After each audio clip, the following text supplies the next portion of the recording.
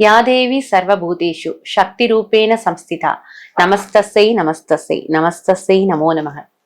எங்கும் சக்தியாக வியாபித்திருக்கும் என் அன்னைக்கு ஆத்ம நமஸ்காரங்கள். பக்தி ஒளி நேயர்களுக்கு பத்மபிரியா பிரசாத்தின் அன்பு வணக்கங்கள். லலிதா நவராத்திரியினும் வசந்த நவராத்திரி. வாழ்க்கையில வசந்தம் வேணுமாங்க, இந்த வசந்த நவராத்திரியை கொண்டாடுவோம் வாங்க. லலிதா திரிபுர சுந்தரியின் நவராத்திரி. லலிதைனாலே விளையாட்டுன்னு அர்த்தம். லலிதாங்கிறவங்க யாரு? ஆதிசக்தி, பராசக்தியின் அம்சம்.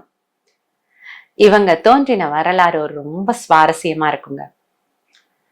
அதாவது தக்ஷனுடைய யாகத்துல சதியாக தன்னுடைய உயிரை மாய்த்து கொண்ட பிறகு ஐயன் ஈசனுக்கு ரொம்ப அதனுடைய துயரத்தை தாங்க முடியல. அப்ப தவத்துல தன்னையே ஆழ்த்தி கொள்கிறார். உலகம், பிரபஞ்சமே ஸ்தம்பித்து விட்டது. உருவாக்கம் எங்குமே இல்லை. அப்ப என்ன பண்றாங்க, எல்லோரும், எல்லா தேவர்களும் மன்மதனை போய் சிவனுடைய தவத்தை கலைக்கிறதுக்கு சொல்றாங்க. அப்போ சிவனுடைய தவத்தை கலைப்பதற்காக மன்மதன் அம்பு விடுறார்.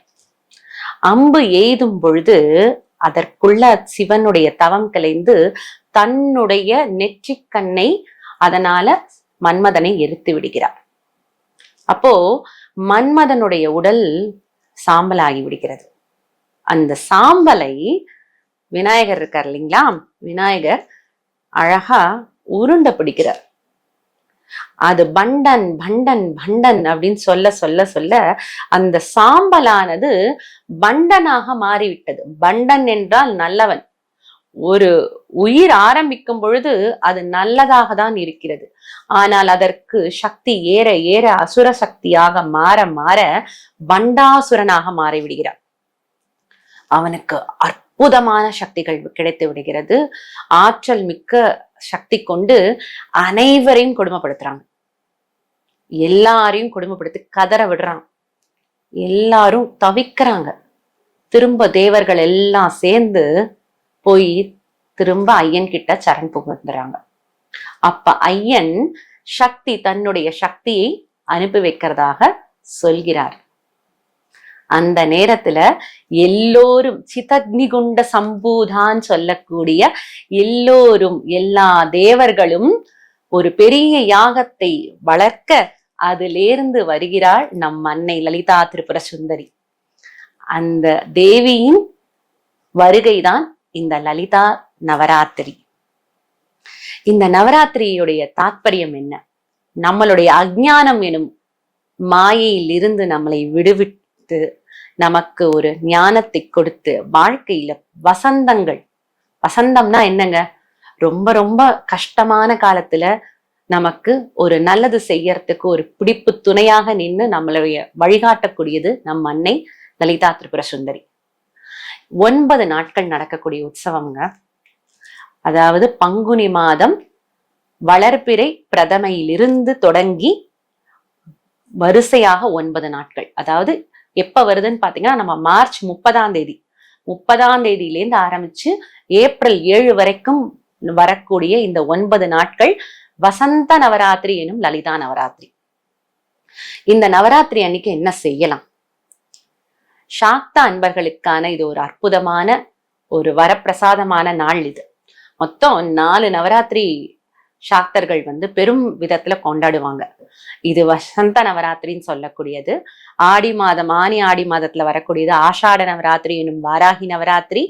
புரட்டாசி மாதத்தில் வரக்கூடியது சாரதா நவராத்திரி மற்றும் உங்களுக்கு தை மாதத்தில் வரக்கூடியது ஷியாமலா நவராத்திரி. இப்படி 4 நவராத்திரிகள் இருக்கு. இதுல இந்த பங்குனி மாதத்துல வரக்கூடியதுன்னு பார்த்தீங்கன்னா உங்களுக்கு இந்த லலிதா நவராத்திரி. லலிதை ஆதி பராசக்தி. இவளுக்கு மேல் வேறு எந்த தெய்வமும் இல்லை. அவளுடைய சிம்மாசனத்திலே பாத்தீங்கன்னா கீழே 4 பிரம்மங்கள், பஞ்ச பிரம்மங்கள் இருப்பாங்க. மேல சதாசிவன் 5வது பிரம்மத்தை உட்கார வைத்து அதற்கு மேல் அம்பாளா அரசாழ்வாள். அப்படியாப்பட்ட மகாராஜ்னி அவள் இருக்கக்கூடிய இடத்துல எல்லோரும் அவ்வளோ அற்புதமான ஆற்றல் நிறைந்தவர்களாக இருப்பார்கள். அப்படியாப்பட்ட நவராத்திரிய நாம வீட்டுல எளிய முறையில எப்படி செய்யலாம்?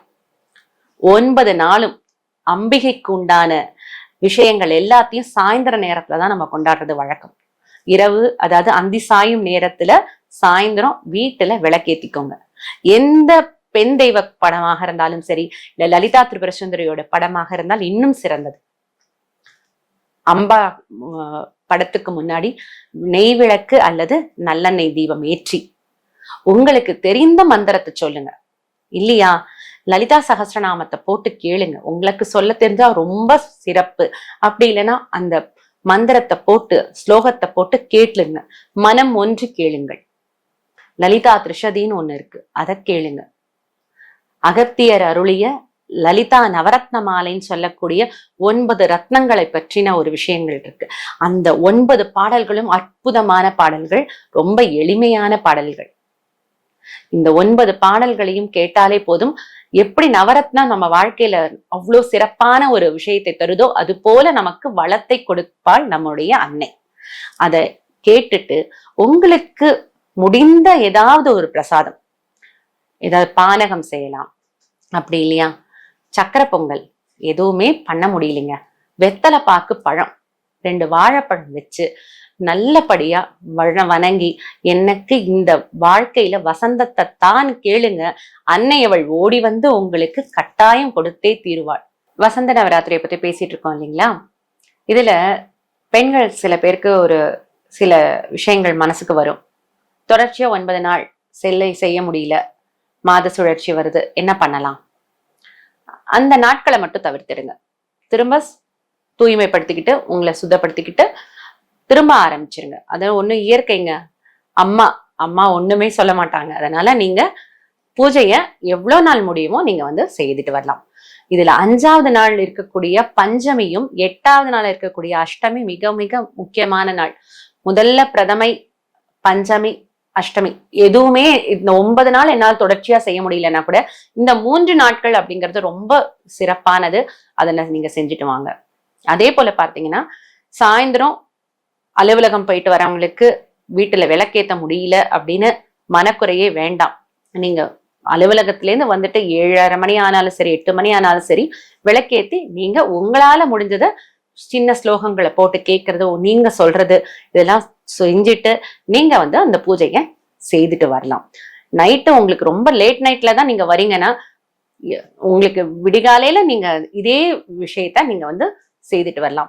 அதாவது விடியுவதற்குள் செய்யணும் அல்லது அந்தி சாய்ந்ததுக்கு பிறகு செய்யணும். இதுதாங்க இந்த பூஜையோடைய சிறப்பம்சம். அதனால இதை செஞ்சுட்டே வாங்க.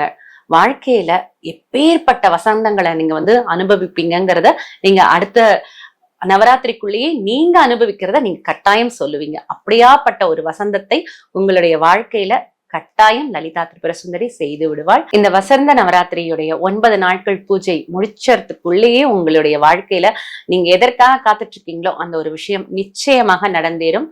எல்லாம் வல்ல லலிதா திரிபுர சுந்தரியின் அருள் எல்லோருக்கும் பரிபூர்ணமாக கிடைக்க என்னுடைய வாழ்த்துக்கள். இன்னும் நிறைய பேசலாம் வரும் பதிவுகளில். நன்றி.